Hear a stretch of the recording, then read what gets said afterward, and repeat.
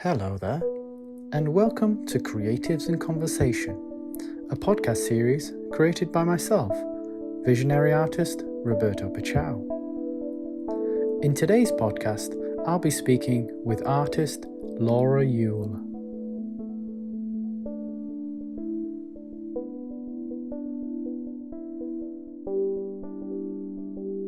Hello, Laura. Nice to meet you. You too.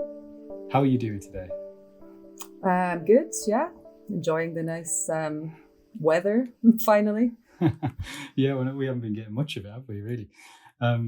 So before, we've never met before. And before we've obviously started this conversation, I was looking into your work. And in my mind, I was like trying to decipher what would be your main, like, medium, as it were. What would be your forte? What would be your niche?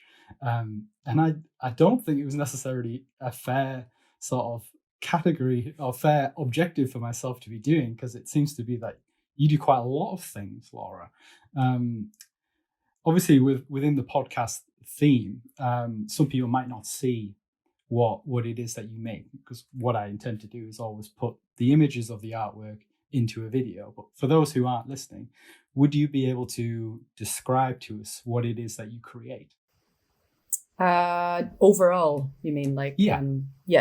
I guess I see it as me having maybe like a couple of different strands to my practice. So on one hand, I make, installations that usually involve objects, maybe things you would call sculptures, sometimes video. And those are things that I would say I kind of work on in a kind of typical studio-based way. And they're things that tend to get shown in typical kind of art gallery spaces. And then what I see as the other strand of my practice is other projects that are maybe not really situated within the art world, but they're ways of me to kind of like engage with or intervene in or respond to different types of spaces that I'm interested in. So, for example, my podcast series called Asset Arrest, which is based around, each episode is me going to view like a residential property with someone I invite. So we pose as potential buyers of the property. And we have a conversation before and after the viewing, where we talk about my guests' work, but also we respond to the property we've seen, and we maybe relate their kind of experience or work or interest in like urban space or housing to the discussion. And then I guess on that kind of side of my practice, there's been other projects I've done, like a while ago now, but I kind of ran a series of events in the showrooms of IKEA, where I'd invite people to kind of perform or give a talk, or would have like discussions in these spaces, which in a way is kind of similar, I guess, to Asset Arrest, and kind of entering these like private spaces for kind of unclear reasons, or for the reason that the host, I guess, isn't expecting. So yeah, I guess that's most of what I do kind of falls into those two strands, I guess I would say. Okay, so it sounds like space is something that's very important, in particular domestic space as well. Obviously, the Asset Arrest, you're kind of posing as buyers and going into these spaces that I guess are to buy. What kind of got you onto that? Like, where was the start? I'm trying to, I guess, understand maybe how you've sort of come into those themes, as it were, into sort of domestic spaces. I mean, I guess I've always kind of, I guess, worked very broadly, like worked around ideas of consumerism in relation to like maybe ideas of like self-improvement or domestic space. I'm not really sure where that came from. I guess it's just like very basic things that are ingrained in our lives, and I'm interested in the kind of like contradictions that aspects of capitalism or neoliberalism kind of force us to live through, these kind of daily contradictions that we have to kind of accept just to get on with life, I guess.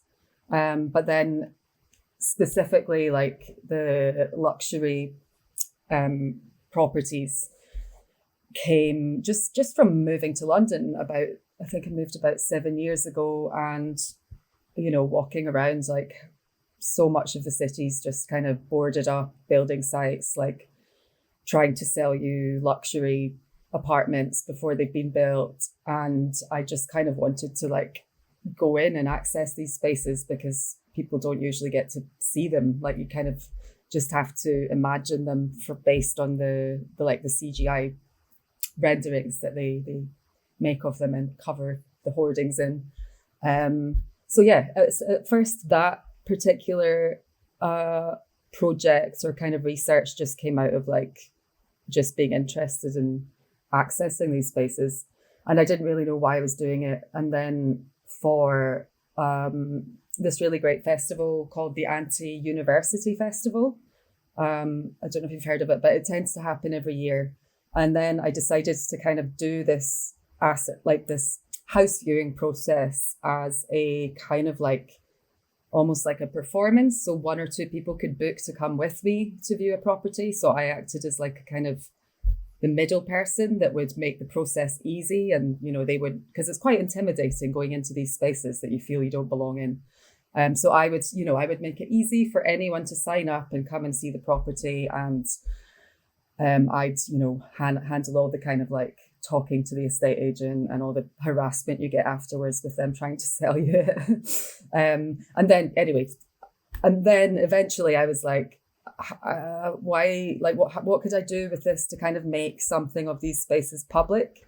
And I didn't want to just replicate or produce more images of the spaces because they're actually all really fairly boring and they all kind of look the same. So I kind of arrived at the idea of trying to convey the spaces through just conversation. But yeah, I guess my interest in like domestic space and urban space and the relation between the two is just comes from just being a person living in a city, I guess. I mean, that's really interesting anyway. It sounds a little bit like you're following your intuition a little bit in terms of why you're accessing these spaces. You don't necessarily know why you want to be in these spaces. But I mean, to my mind, it sounds quite, I don't think rebellious is the right word, but maybe like, not even intrusion or anything like that. It's just seizing an opportunity to access a space under different pretenses. I am interested to kind of know what, I guess, you know, that would be a great reason to watch or listen to the podcast to find out how those interactions go. So do you record the actual interactions between yourself and the estate agent, or is it a sort of before, like after thing? Or? Just before and after, because first of all, I could be sued for publishing a recording of someone without telling them. But also, you know, I'm not trying to kind of criticize the estate agents who are just doing their job. You know, I'm critical of most of these kind of property developers and the way, like, I guess, you know, the situation of the housing crisis or just housing in general in the UK. But yeah, I wouldn't do that to like an individual estate agent. So it's more just a conversation before and after. But we talk afterwards, obviously, about what our interaction with this salesperson was like. Because we're essentially all performing, I guess, because they're just performing a script that they use with every potential customer. And I'm just saying the same things that I say at every viewing. No, it's I guess that's the that's it's interesting that you're kind of doing it, because it's almost like a performative element to your practice that no one's getting to see except for you and whoever's with you. And then it sounds, I mean, I haven't listened to any of them yet, but it sounds to me like there's possibly like a moment of reflection afterwards, and sort of, yeah, I guess that's what it is, isn't it? I'm interested to know if you could be quite specific in terms of the contradiction. I'm just thinking for anyone who's listening and isn't necessarily aware of what you're meaning by the contradiction that you're trying to highlight, as it were. I mean, I guess I just use that term to mean like, I mean, some, like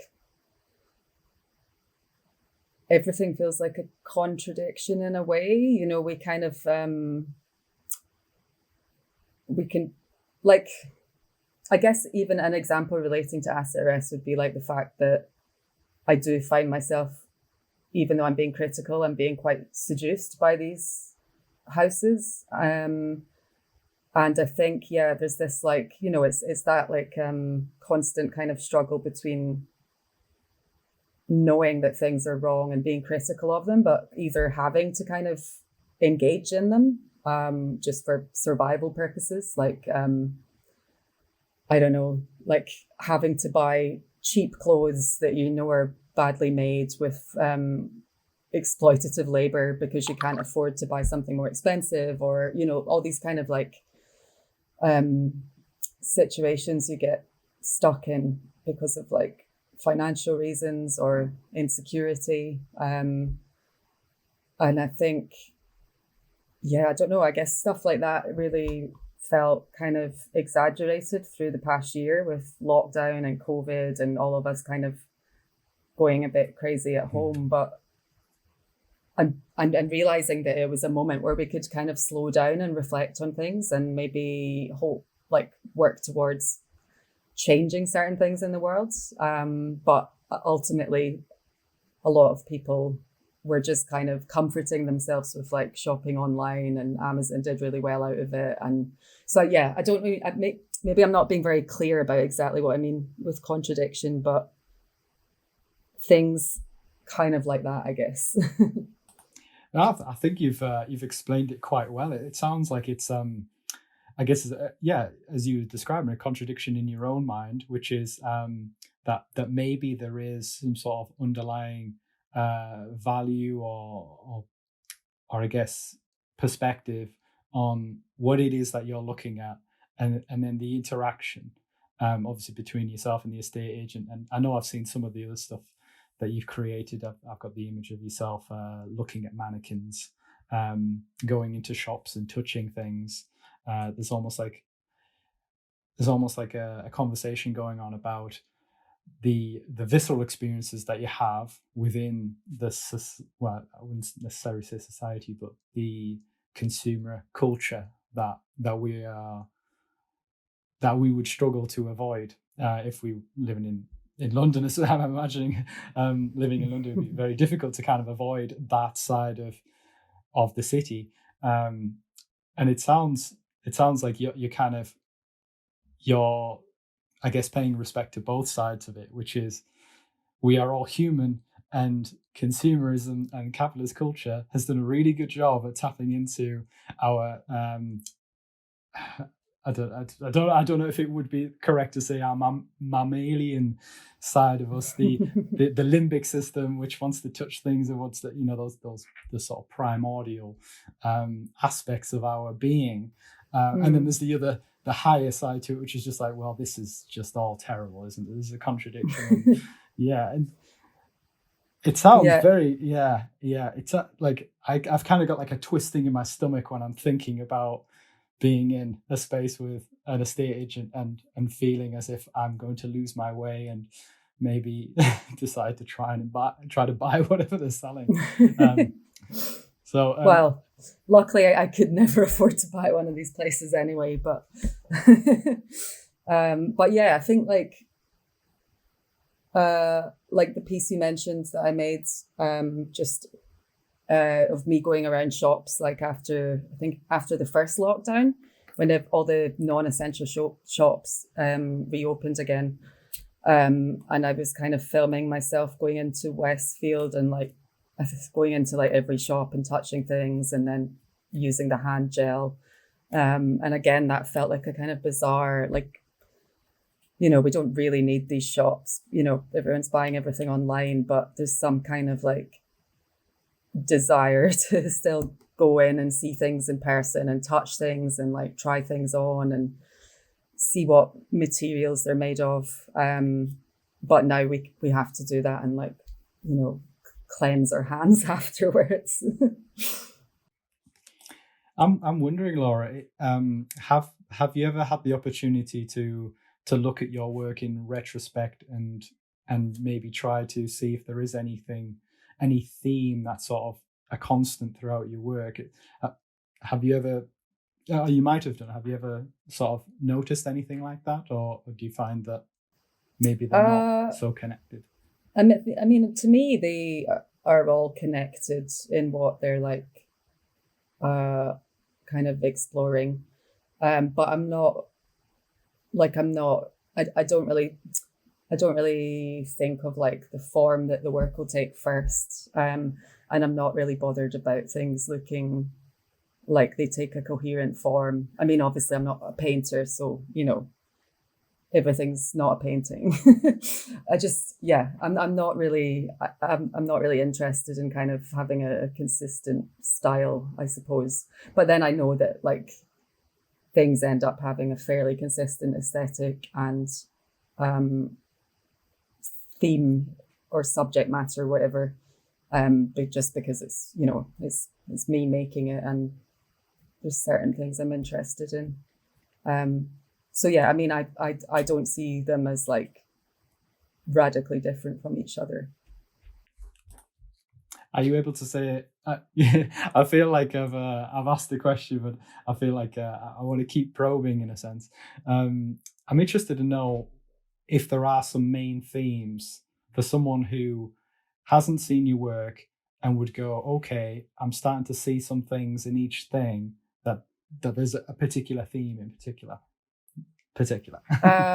I mean, yeah, I can say that. I mean, it's obviously going to be very broad and vague, but I guess it's to do with like, the relationships between urban space, domestic space, and the body and objects. I mean, as I say, that's really vague. Obviously, that's like everything.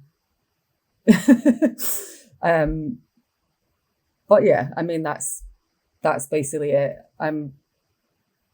I guess I'm working on a PhD at the moment as well, which is looking at different forms of housing in relation to how community forms and how urban space is constructed or redevelops. So I think that kind of draws a lot of the themes together. But obviously, like over time, your work does change. So it's probably gone through some transformations at different points. Yeah, I mean those themes sound like pretty solid themes, and I think when I've been observing your work, I do see that. I see that with the body within the mannequins. I see that even the body in a different kind of sense by your collection of dust. I've seen that you've been collecting sort of dust that have been swept up in it's like a shopping centre. Is that right? Westfield again. Seem to have like made multiple works out of Westfield somehow. But yeah, that's I guess the dust. When I was collecting this dust from the floors of Westfield, to me it was it's this byproduct of this kind of daily movement of hundreds of bodies through this space, and that's kind of what you have left over. So it felt kind of it's like an intimate material, but also really impersonal because it just looks like dust. You can't decipher anything from it really.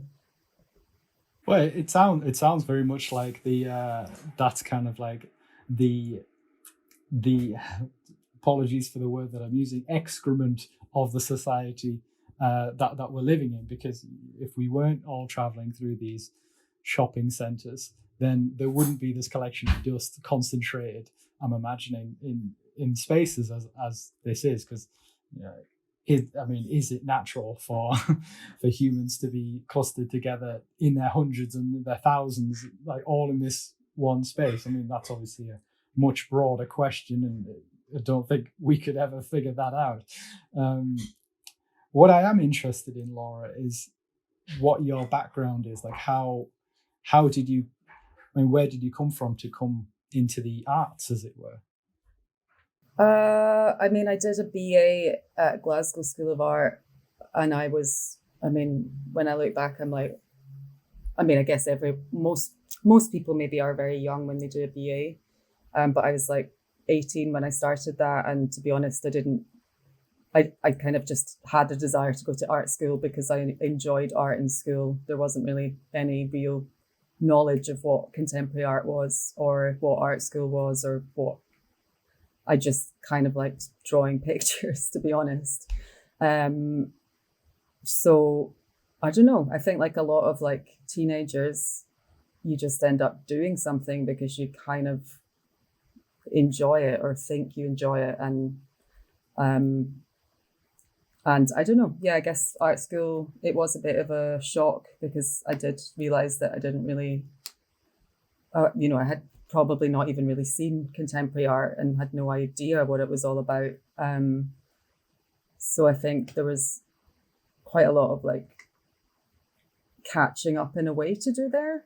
But I'm also, I don't know, I guess the experience of studying art at a university is kind of strange. And I think when I finished it, I just wanted to kind of forget everything I'd been told there. I wasn't sure it was always the most helpful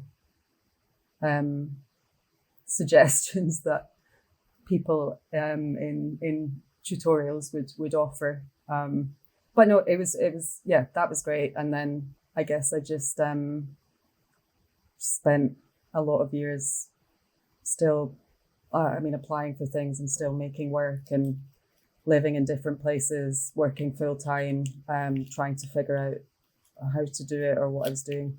But yeah, I don't know. There was no actual real big reason that I went to art school or anything. It sounds to me that that's another element of maybe just following your intuition. It's not necessarily a defining moment. I know when I have spoken to some people, there's been a defining moment, like they haven't been on the path to being an artist.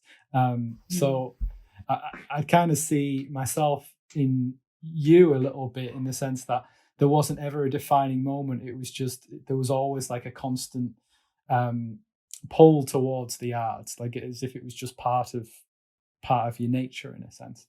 So I mean, that is quite interesting. Yeah, and I am quite interested in interested in your experience of the BA, because I guess this is something that I have had conversation with people I've been to university with, and then people who haven't been to university with but have gone to other universities, and the experience is so varied, and that's potentially due to whichever university they go to, or the tutors that they have in the specific year.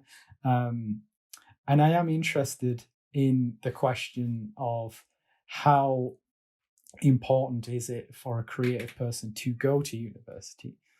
I mean, it might not be something that you might be interested in yourself, but it is something that I've kind of probed within myself a lot, and gone, what is it that I've maybe taken away from it? We'll obviously never know what, within my own experience, I'll never know what it would be like not to have gone, because I've already been. But it's interesting to know within yourself what you've taken and what you've dropped, as it were.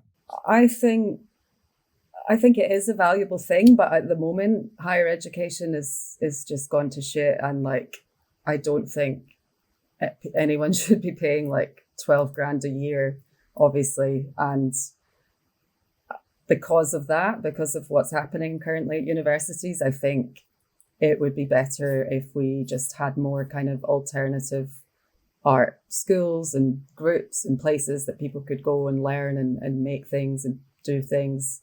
I went to Open School East for a year when it was still in London. And I think, that was an example of like a year-long art course that people can do. Now they're in Margate, but one that doesn't cost money. You don't get a degree at the end of it, of course, but it takes away a lot of the negative things about studying art in a university. I think that, obviously the issue is then a lot of people want to get into teaching art at a university. So then the whole thing is like a kind of loop where people are, a bit trapped in thinking they need to. I mean, I did it. I went and did a master's as well, because at that point, it seemed like you needed to have a master's to even be considered for a job teaching art at a university. And now it's like, I think they expect people to have PhDs, which is just ridiculous. So I think that would have to change as well, so that people didn't feel like pressured to try and go to university and get multiple degrees and things. But yeah, I don't know. I don't really know what the alternative money making paths are with an art degree, but I'm sure there's lots of things you can do if you put your mind to it. it's a really interesting sort of conversation to be having about the value of university in particular for the arts, because really, I guess in the grand scheme of the history of humans creating art, this university experience is a very new thing, and it seems to be framed within, will it get me a job? It's so interesting, because obviously there would have been a time when being an artist would be, to be an apprentice first, to be an apprentice to a master artist, and then hopefully be in his position and be doing similar things, painting cathedrals or whatever that is. And then obviously we've moved on so far from there, but we almost can't help but frame the experience of university as a pathway into the workforce. But I mean, I guess that's what people are forced to do, because it costs, a minimum £10,000 a year, which is a lot of money.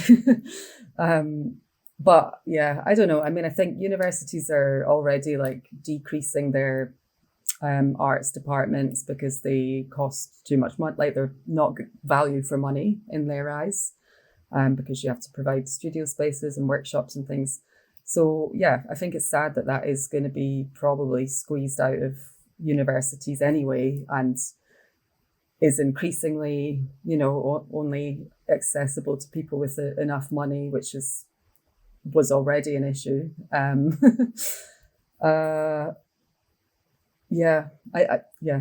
really know what the answer is, but I think the answer lies outside the university, maybe. Yeah, it's really interesting, because I think maybe I'm similar in to yourself in the aspect of going to university and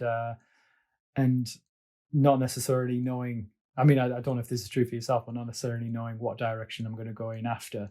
And I have one particular memory of being sat in the studio and being given a sheet of paper saying, "What's your 5-year plan after you graduate?" And that was literally the first conversation about what do you do after you graduate. It was like, well, what's your 5-year plan?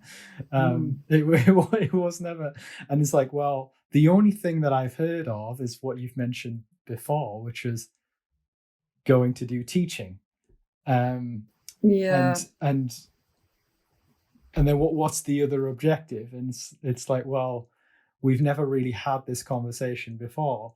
I do remember an artist coming in, Mackenzie Thorpe, who's very well known to Middlesbrough, done exhibitions all the way around the world. He's obviously got a particular audience, the working class audience, who are interested in the mining communities, interested in the steelworks. all that kind of period of time, and him coming in, doing a talk, and then doing a little workshop to the side where only a select few students were invited to then tell you how he makes his money.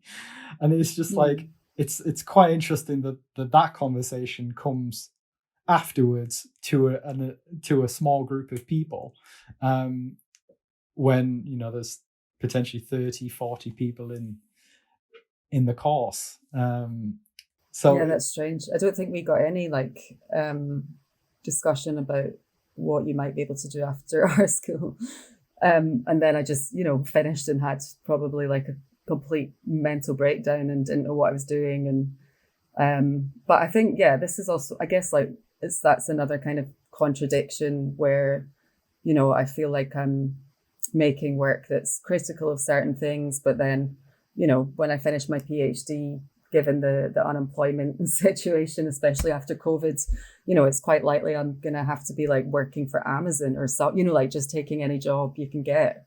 And then, I don't know what that means. Like how much can you really control in regards to like how you make your money is difficult. Yeah, I'm glad that you said that, Laura, because there's a lot of artists that shy away from the topic of how do they make money and what does their life actually look like, in a sense. You'll see an artist talk and you think, oh, well, they look like they're really put together in terms of their topic. They must be doing okay. They must have figured the system out enough to be doing this full time. But they're not necessarily seeing the other side to it, which is maybe they're working part-time, maybe they're really scrimping, maybe they're living in London and and going to to estate agents and see what they can't buy. So it is refreshing to hear, obviously, that there are artists who are trying to figure it out as well, because I do think that's a universal thing. Sorry, artists. I don't know. Yeah, I'm not sure why exactly I've got onto talking about how to make money. I think it's because I'm in the last year of my PhD and I got funding to do it. So it's been like the best years ever in terms of being able to just focus on my own work and do work I want to do. So I think in my head, I'm like, oh no, it's ending like this year. And then it's going to be back to like something that I don't know. Just all I know is I'm not going to have quite as much time, which has been like a real luxury. And yeah. Yeah, I mean, maybe it is just as much my fault as it is yours about the topic of conversation that we're going. Maybe that's just something. Maybe I've segued into this. I mean, within my own life, I'm a social worker, but I'm an artist as well, and it's only been a bit of a recent sort of, I wouldn't necessarily call it a revelation, but maybe realization that perhaps there's a way of amalgamating these worlds together, and figuring out a way of doing that that isn't just forced or dishonest. But I am interested to know about your Pebbledash work, because I've seen some of the stuff that you created.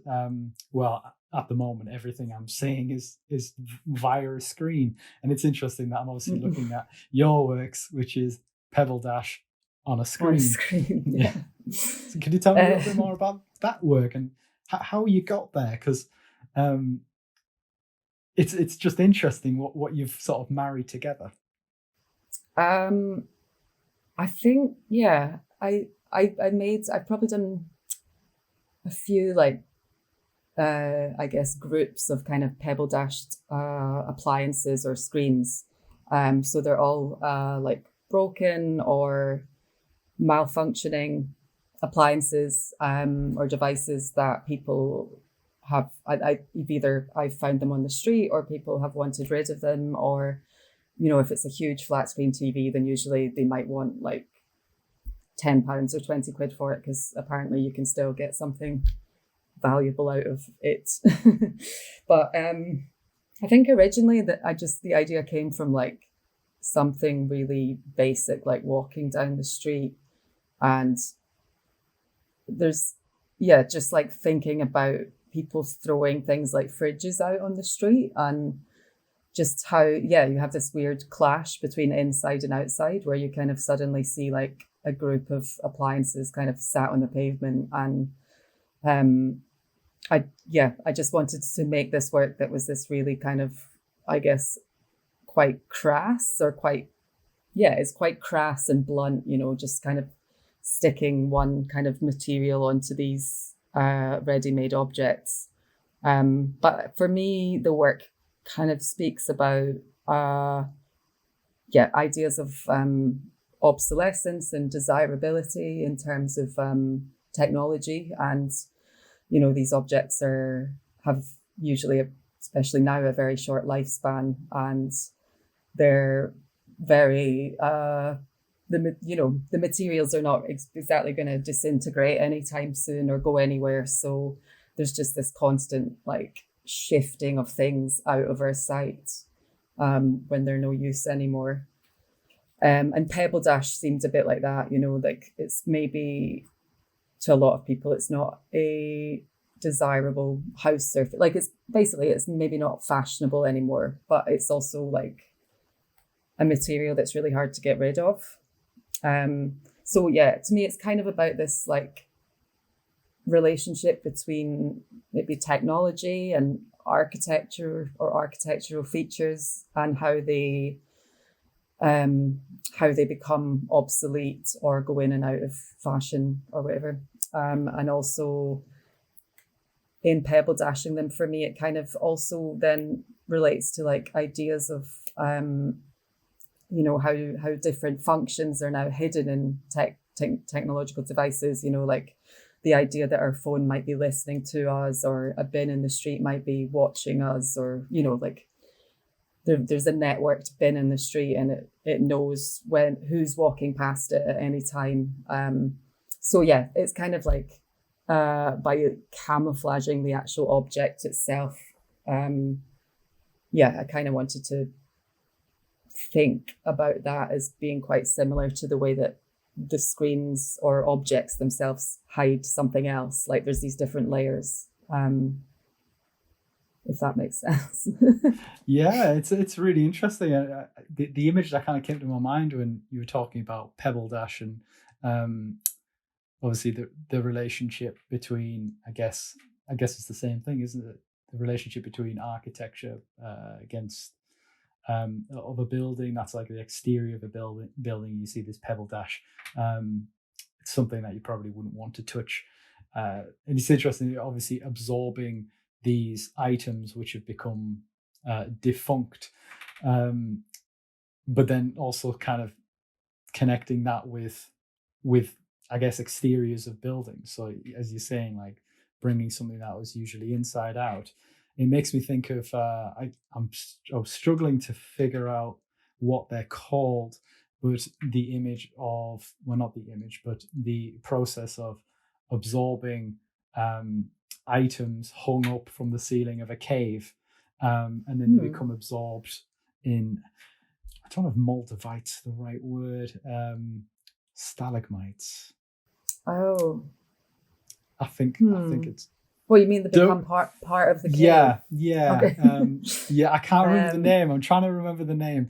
But yeah, I've seen images of people who have hung up a teddy bear, and then over relatively short periods of time, they've become absorbed as part of the cave. I don't think I've even seen that. I'll have to look it up. It's absolutely fascinating. People have hung up umbrellas and they get absorbed in the cave. Yeah. There's also that kind of like archaeological, is that a word? Yes. Archaeological aspect to it.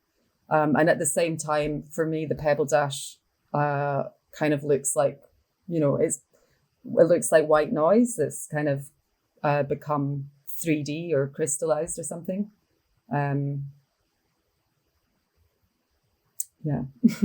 It's a really interesting idea, especially the white noise, because I kind of think of white noise as maybe just being almost as the inverted image of what you see with your eyes closed, or you try to imagine something. It's like the opposite, isn't it? It's the white as opposed to the dark with the red dots or something like that. It's interesting that these objects which have been chucked out will just become a distant memory. So they literally just become this, but it's been made into the physical. And they become part of they go into landfill, or they get dumped into a big pile somewhere, and become part of the earth or whatever eventually. It's subject around material. I'd recently spoken to someone else, and I'd also written a blog about material, and it's something that I've been kind of trying to wrestle with. In my last conversation, I talked about the feeling of guilt about throwing away a piece of plastic into the rubbish, even though I know it can be recycled, but not in my local authority. Really? Yeah, it's being quite specific. You mean no recycling, or just specific recycling? It's something that I've recently learned, is that just because it can be recycled doesn't necessarily mean that your local authority recycles that bit of plastic. Particularly looking at the triangles that are imprinted, sometimes really clearly, sometimes not very clearly, with a little number, and then finding out if your local authority can recycle them. And then learning that they can't be recycled kind of then puts you on the back foot a little bit and goes, well, okay, am I then going to try and get rid of this appropriately? And it's the same thing with getting a television. And do I throw that? Do I take that to my local tip, or? Yeah, well, that's also like, I guess making this work, I kind of was able to give these objects like a kind of at least a bit of a second life or whatever. But then again, if I don't have the storage space to keep these things, I'm kind of like, well, I probably have to throw them out anyway. But I guess that's always a problem with art as well. Like, where does it go? You're using materials and resources, and where does it all go? But at least we're not mass producing toasters or fast fashion. Maybe it's something that I'm wrestling with more than maybe other people are, but I'm having this ongoing conversation in my head about using epoxy resin, or is it okay to use eco-epoxy resin because it's not as bad, but it would definitely achieve what I want to achieve with this particular artwork. I've got the image in my mind of Chris O'Feely pouring epoxy resin onto his artwork to contain elephant dung. And I'm like, well, that's a perfect way of doing it. But was there a comprehension, or was there a thought of the planet? And then thinking, well, maybe artists could be in the position where we go, we must sort of take a step back and go, these materials are here, and we've got to use these materials to try and convey a message or try to communicate something. Yeah, that's probably more me than maybe a lot of us or something. I don't know. Yeah, and I guess when artists sell a lot of their work, then maybe they don't have to, like, then they know it in their head it's going somewhere, like someone wants it. Maybe it's going to be in a house for hundreds of years or something. Hopefully thousands of years, and it could just degrade on the wall. Yeah. It's interesting. It's really interesting. I've got a question here, and it's not a question that I've asked very often, and maybe it's a vague question, but the question is, what is blossoming within your own creative practice? Is there something that anything that springs to mind when you'd hear that? You mean like at this particular moment, or? Yeah. Well, I've just over the past month been working on a new film, which is not something I feel, well, the way I was working on a film that involved like actors and a bit of a narrative, I guess. And that's not something I've done a lot of, but something I'm kind of keen to learn more about.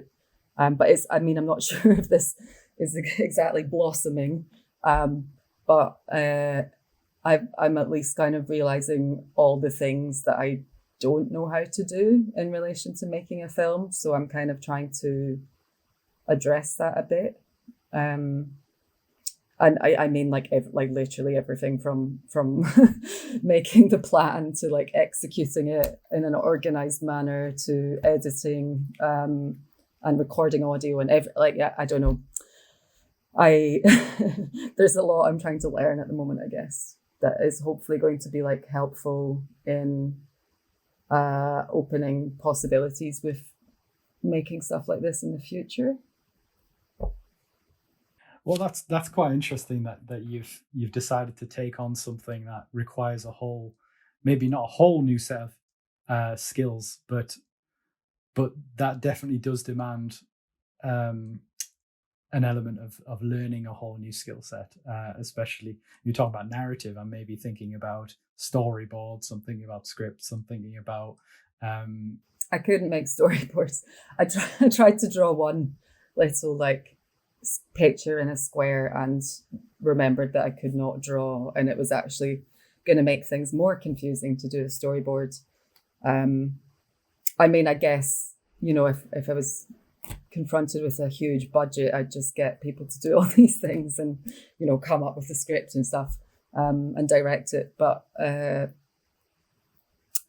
you know, I also quite enjoy just being in control of every aspect myself.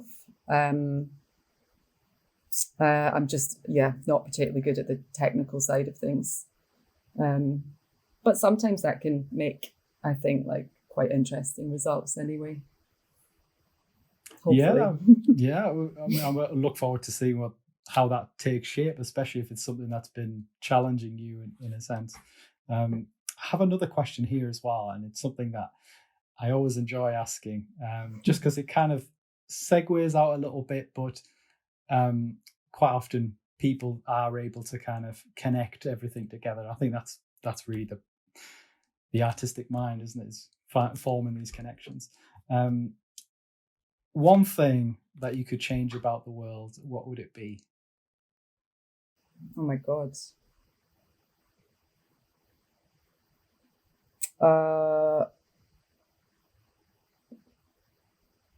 I mean, there's too many things.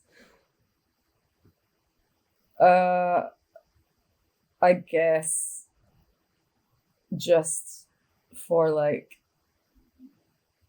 I don't know. Fuck. Do I have to? That's too hard. There's too many bad things going on in the world. I mean, I was going to say that, you know, to reverse climate change, but then that feels hard when that's talking about the future of the world, I guess, in a way. You know, also about the present, but largely about the near future.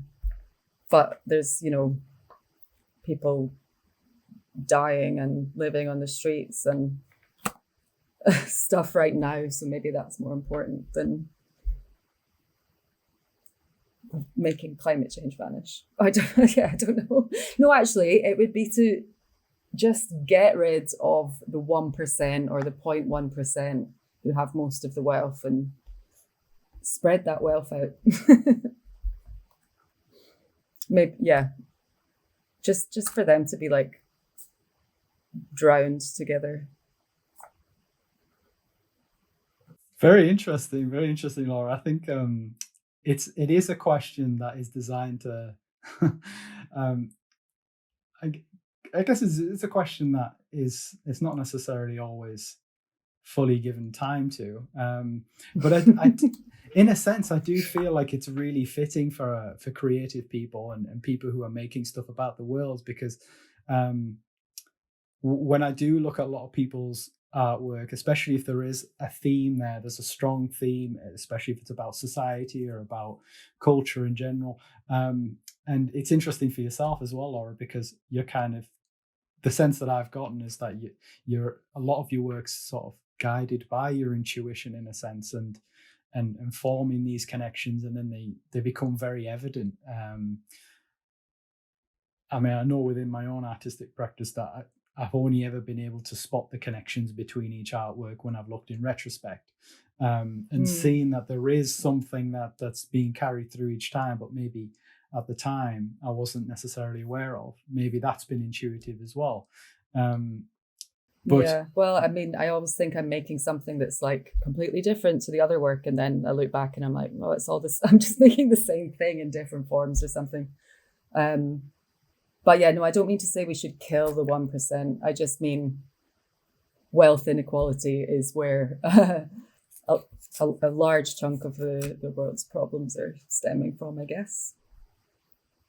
This is not a cheery note for the end, though. No, it's not. It's not. But I feel like it is an important thing to kind of bring to light, in the sense of, maybe, I don't know, maybe it is, maybe it isn't. Maybe that's part of an underlying motivation for creating work, is that maybe we're trying to raise awareness of the current situation that we're living in, so we can maybe be an inch or a millimeter closer to where we could be.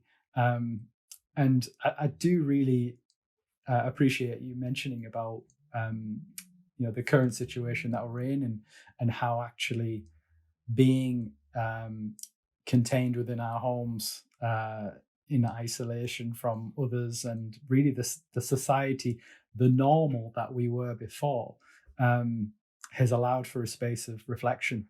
And it kind of makes my inside smile when I hear someone that I know who's maybe been completely trapped in the old normal, start to rethink about things and thinking, actually, I'm not going to do that thing as much anymore. I'm going to focus more on this thing.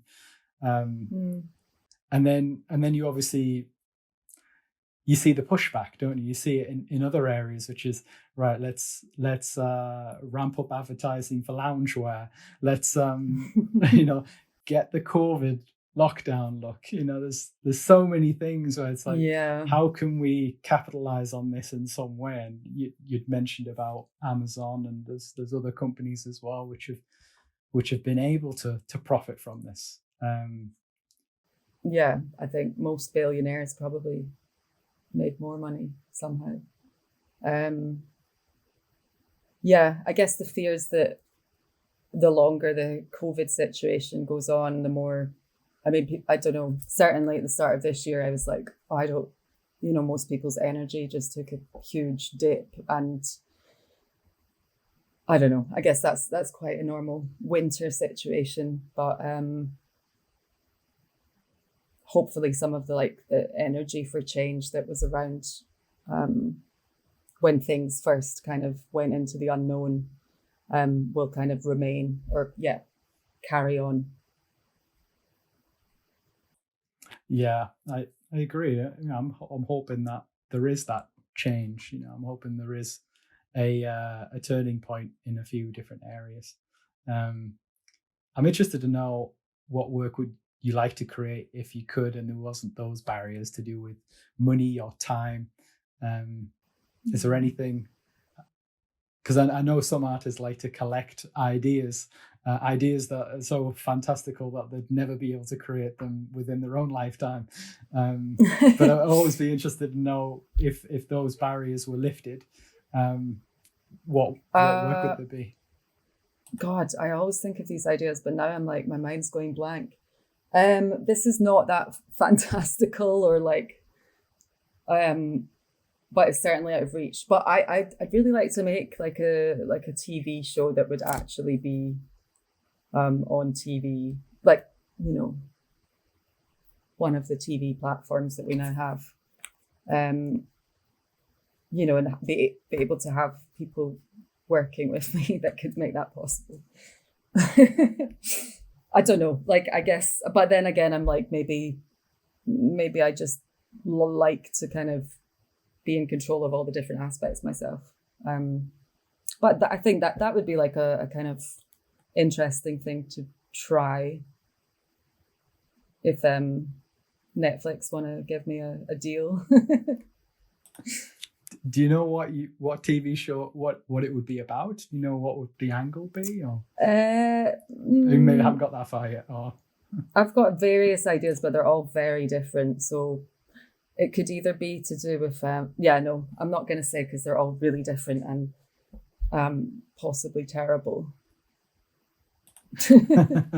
Well, no matter what form they take out, I'd like to see them, just because I'd find it difficult to believe that there wouldn't be a connection between those, maybe disparate ideas that you might have in your mind at the moment.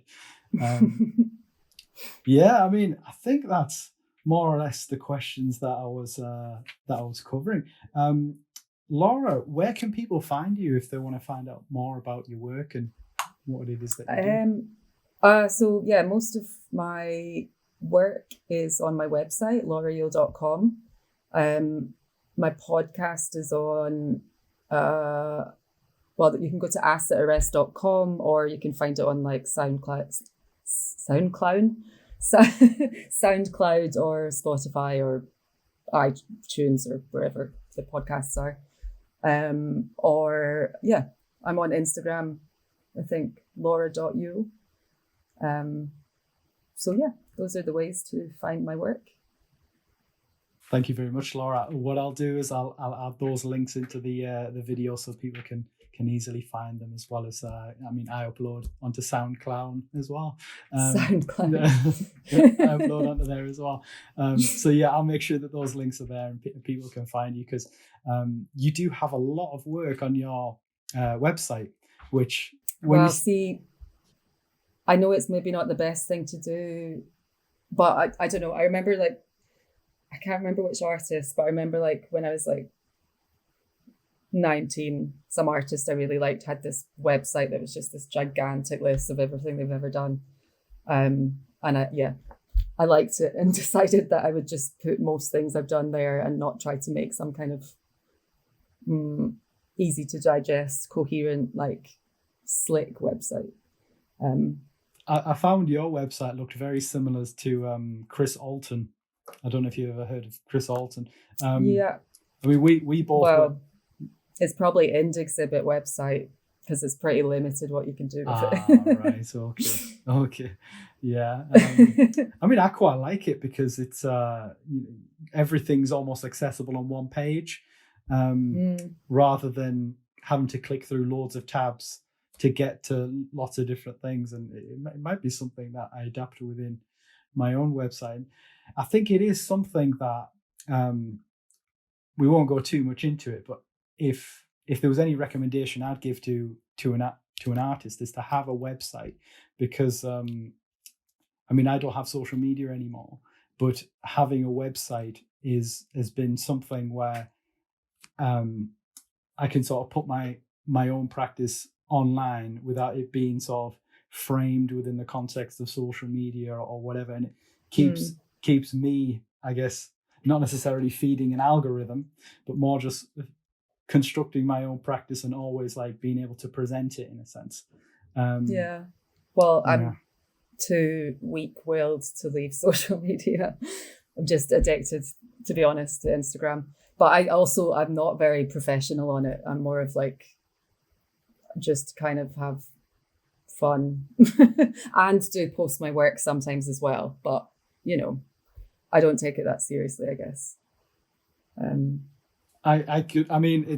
It's something that I haven't spoken a lot about in podcasts and stuff, because I've got so much to say about social media in general. But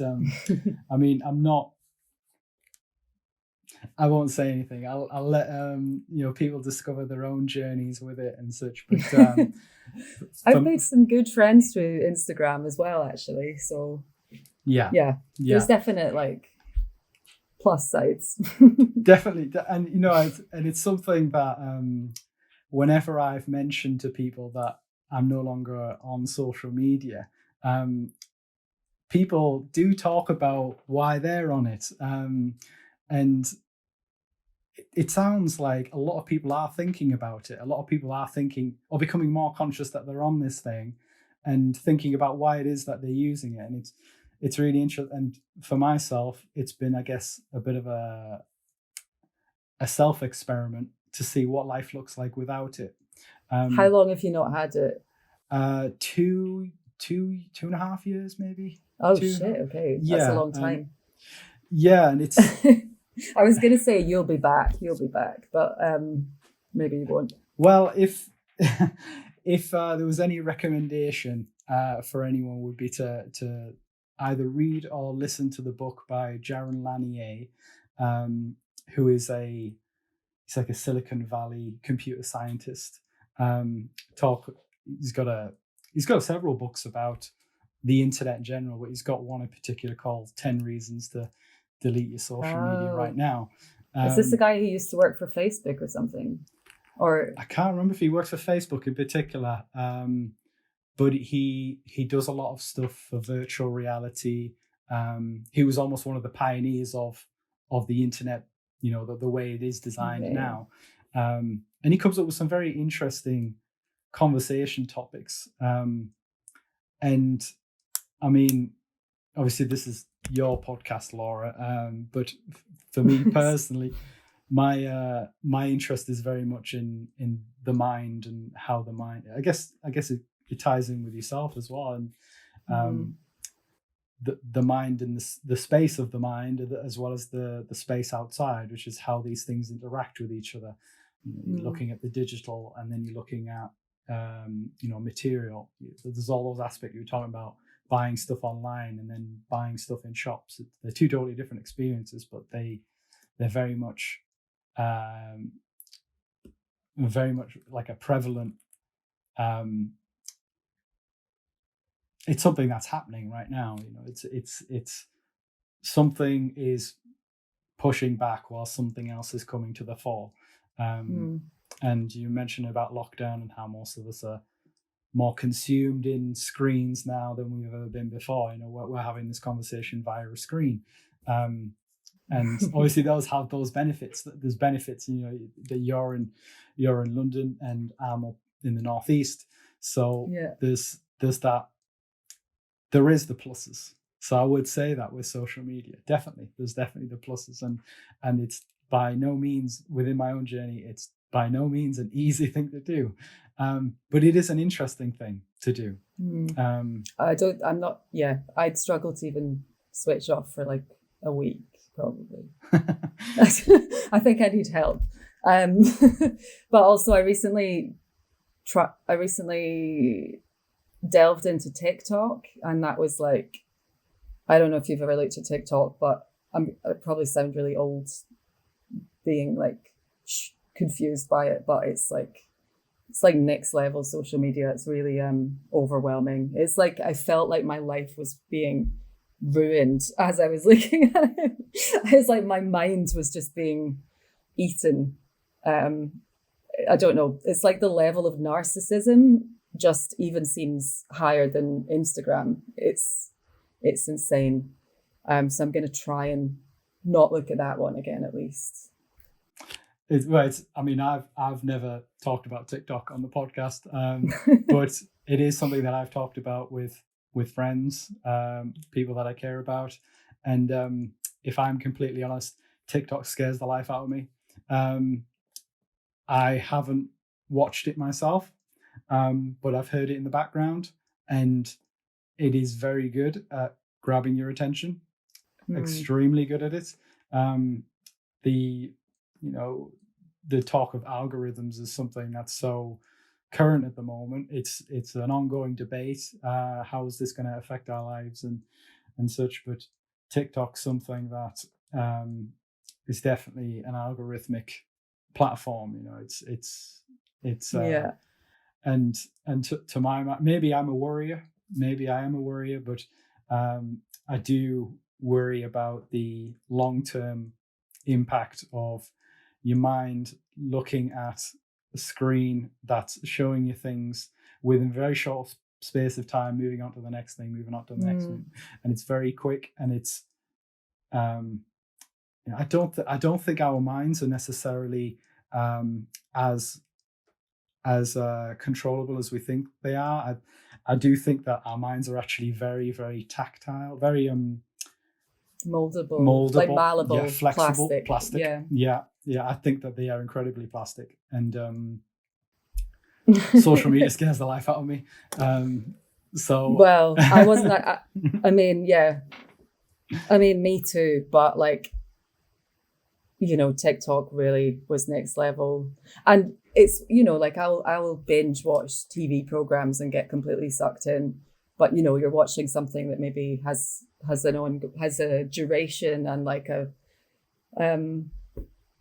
some kind of meaning or narrative or something. I don't know. Whereas TikTok, yeah, you're like 30 seconds, next, and you're just watching people do the same thing as each other. Some of it's hilarious. Some of it is really good. Like some of it seems like it might as well be art, I guess. No, not that art is, I don't know. It seems like some of it seems like people have really done a lot of work on making something kind of funny or mostly funny. I think some people are very funny on it.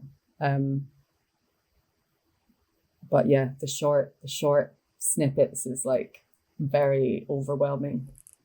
You've got me onto this topic now, Laura. Yeah, sorry. No. I started talking about TikTok. No, it's good. It's good. I mean, personally, it terrifies me. It really does, and I think we're only now getting the glimpses of the impact upon mental health and upon society. Even if we were just to think about how politics has changed in the last 10 to 15 years, and even like attitudes towards each other. But politics is such a big one, which is, Brexit, which is Donald Trump, which is conspiracy theories, which they're not fringe anymore. They're at the fore. They become mainstream. And yeah, it's just, I'll be really curious to see how things go. And I think for myself, as a worrier, most likely, just to sit on the sidelines and just see what happens. So then, at least if I'm to the side, then I'm able to kind of go, right, okay, not necessarily to escape it, but to then be an observer and to look from the riverbank and go, right, okay, well, this is what I've observed. And you become, and you'll have your brain intact and you'll step in and take over the world. No, definitely the not. Only one with the brain left. No, yeah. But and to be honest, I've kind of come to the position now where I can't be the person who tries to pull people off it, because that's what happens. It's the same thing. If anyone discovers something that has worked for themselves, it feels like liberating, then you want to help other people to feel the same feelings that you're feeling, but you can never pull people out of that. They have to find their own way out of it, because I know for a fact I was a deep lover of Instagram as well. Instagram's brilliant for artists. You've got the image there, people are seeing the image, you're getting that exposure. And maybe I'll go back to Instagram at some point in my life, but I don't know. Maybe the adverts have kind of, my tolerance for adverts has gone down so much. Maybe that's partly due to the fact that most of us, or a lot of us, don't watch live television anymore. It's really interesting. Yeah. And then I watched Channel 4 the other night for the first time in ages, and I was like, what? They're stopping every 10 minutes for an advert? This is unbearable. Yeah. Sorry. So I guess I could be blamed for the downer that the podcast goes on now, because I've gone down into it now. So, well, I take any excuse to talk about TikTok these days. All right. Okay. Well, it's TikTok's going to be an interesting one to observe. Laura, I've really enjoyed our conversation. I think I think I would like to continue a conversation with yourself at some point. But great, yeah. Thanks for the invite. Thank you very much, Laura, and good luck with your upcoming film. Thank you. Thank you. Bye. Bye. Thank you.